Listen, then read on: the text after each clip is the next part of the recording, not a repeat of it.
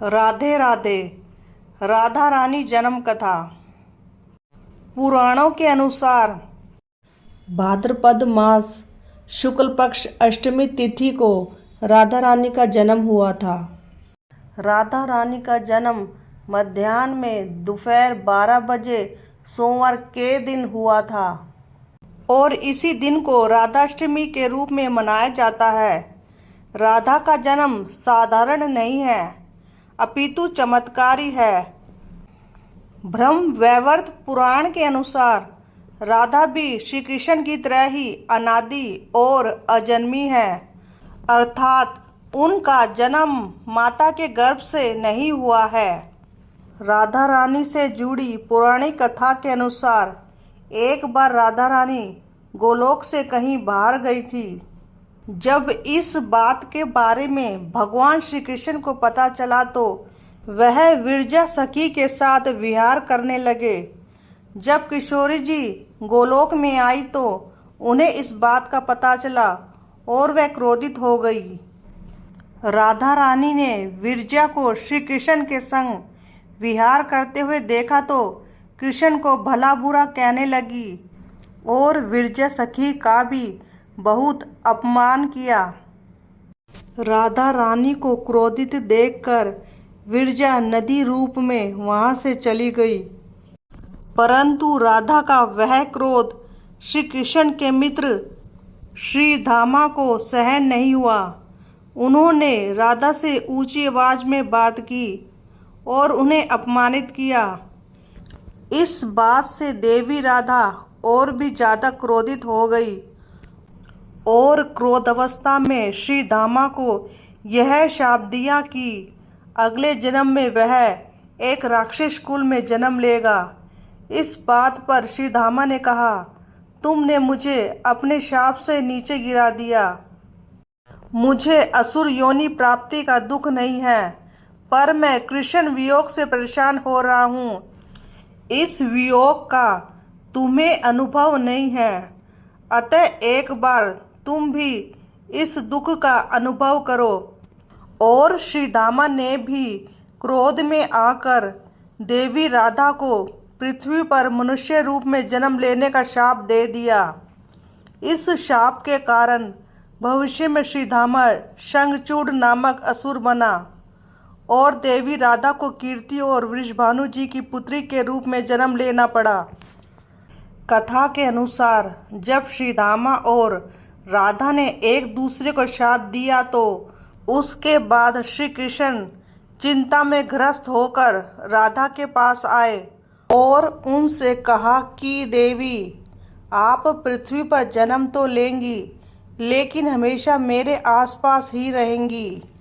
आपको पृथ्वी पर देवी कीर्ति और वृषभानु की पुत्री के रूप में जन्म लेना होगा। वहाँ तुम्हारा विवाह रायान नाम के एक वैश्य से होगा और सांसारिक तौर पर तुम रायान की पत्नी कहलाओगी। वह मेरा ही अंश अवतार होगा।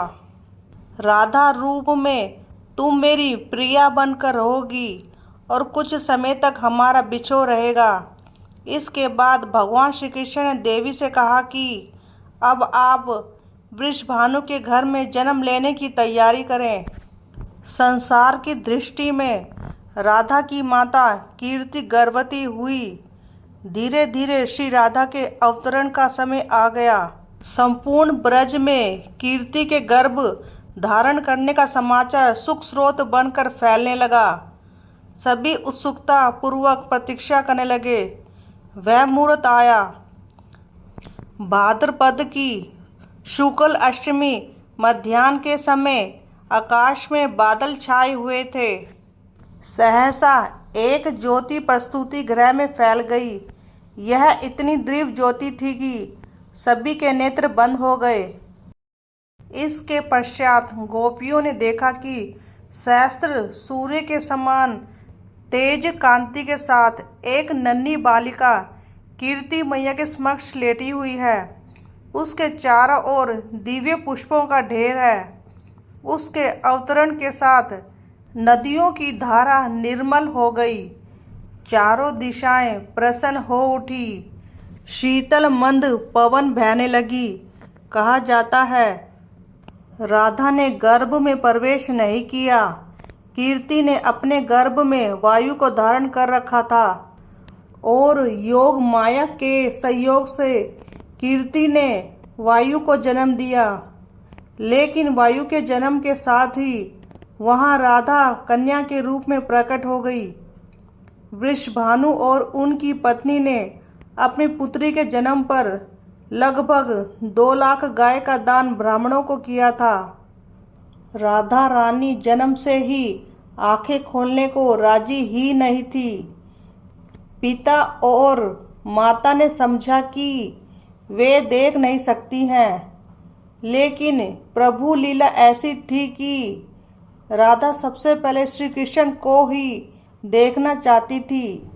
अतः एक दिन श्री कृष्ण यशोदा मैया और नंद बाबा के साथ वृषभानु जी के घर पधारे। जब बाल रूप में श्री कृष्ण जी से उनका सामना हुआ तो राधा रानी ने आँख खोल दी। राधा नाम की महिमा अपरंपार है। श्री कृष्ण स्वयं कहते हैं, जिस समय मैं किसी के मुख से राग सुनता हूँ उसे मैं अपना भक्ति प्रेम प्रदान करता हूँ और धा शब्द के उच्चारण करने पर तो मैं राधा नाम सुन के लोभ से उसके पीछे चल देता हूँ। श्री कृष्ण जी के साथ राधा सर्वोच्चम देवी रूप में विराजमान है। श्री कृष्ण जगत को मोहते हैं और राधा रानी कृष्ण को मोहती है। राधा रानी श्री कृष्ण की प्रेयसी हैं। राधा अपने प्रेम से श्री कृष्ण को नियंत्रण करती है। राधा के बिना तो कृष्ण है ही नहीं। राधा का उल्टा होता है धारा। धारा का अर्थ है करंट, यानी जीवन शक्ति। कृष्ण देह है तो श्री राधा आत्मा, कृष्ण शब्द है तो राधा अर्थ, कृष्ण गीत है तो राधा संगीत। भगवान ने अपनी समस्त चराचर शक्ति राधा में समाहित की है।